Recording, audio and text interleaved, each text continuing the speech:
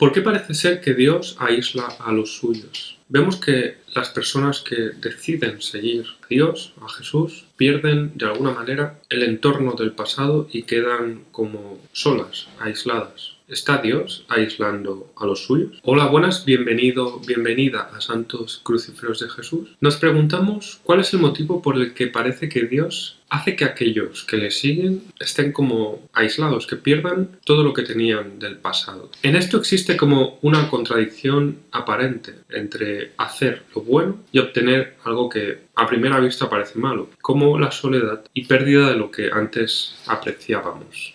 Esto es la historia misma de la humanidad, del paso de Adán y Eva por el jardín del Edén y su expulsión, de manera que son como aislados de lo divino. Vamos a ver esta historia en comparación con el sermón de la montaña de Jesús y vamos a ver cómo ese sermón tiene las claves para entender este aislamiento y por qué Dios lo está llevando a cabo. Esta es la historia que se ha estado repitiendo constantemente desde la entrada del pecado al mundo. Es la historia del malestar, de lo penoso del día a día, de lo que entendemos como la guerra. Esta historia, que es tu historia y mi historia, que es nuestra historia, inicia cuando Eva, siguiendo los consejos de la serpiente, decide comer del fruto del árbol de la ciencia del bien y del mal. Cuando eso pasa, Dios toma a Adán y Eva y le dice a la mujer: multiplicaré en gran manera tus dolores de tus preñeces. Con dolor darás a luz a tus hijos. Y a Adán, al hombre, le dice que con el sudor de tu rostro comerás el pan hasta que vuelvas a la tierra, es decir, hasta que mueras. Esto, de hecho, no es una maldición que Dios está dando a Adán y Eva y, por lo tanto, a la humanidad, sino que es una promesa de redención. Y justamente en esta promesa vamos a ver la clave para entender por qué Dios aísla a los suyos. En el proceso de aislamiento se va a ver reflejado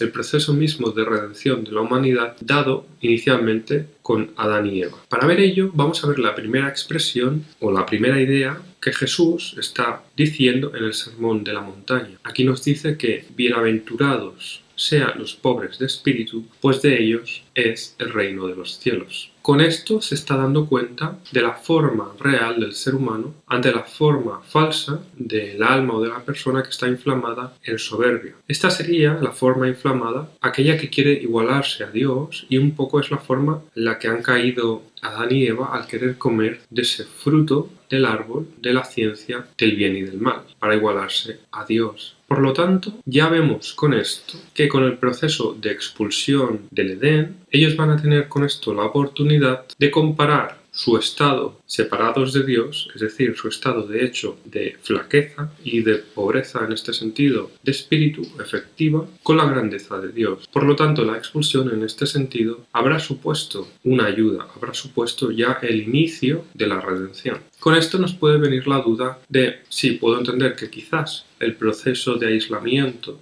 en algún sentido va a ser beneficioso, ya que va a permitir a la persona hacer introspección, pensar en realmente quién es, ¿no?, comparada con Dios, ya que no lo tengo ahora ayudándome. Pero ¿por qué tiene esto que suponer un dolor físico, como se le está diciendo a Eva, y por qué tiene que suponer algo trabajoso? Como respuesta, vamos a ver la segunda idea que da Jesús en el Sermón de la Montaña, cuando nos dice que bienaventurados los que lloran, pues ellos serán consolados. Ello nos muestra que en lo que entendemos como dolores de parto de Eva y en el esfuerzo de trabajo de Adán, con esto se está evidenciando que hay un valor en el camino de espinas mismo que ellos ahora están llevando a cabo. Con esto se está prefigurando el camino de la cruz, que será justamente la redención de Jesús. Por lo tanto, estamos viendo aquí también que no solo en el aislamiento, sino en ese aislamiento que parece un poco condenación, pero que decimos que es ya promesa e inicio de redención, como dolor y como sacrificio en el trabajo,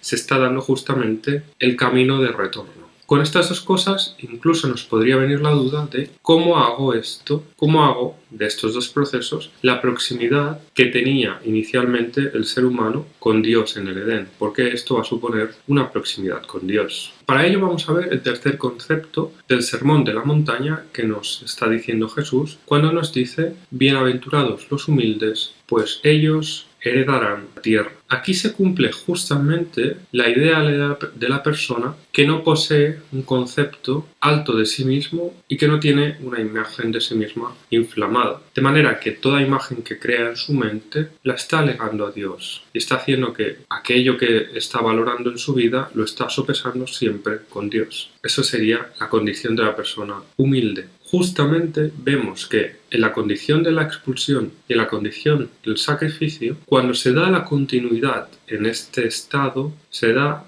el incremento del potencial de la persona de estar cada vez más en un estado de humildad. Justamente entonces con eso vemos que se está dando el camino donde al estar plenamente en humildad estará justamente en el estado en que estaba Adán inicialmente en el jardín del Edén. Bueno, esto ha sido todo, muchas gracias y nos vemos en el próximo capítulo.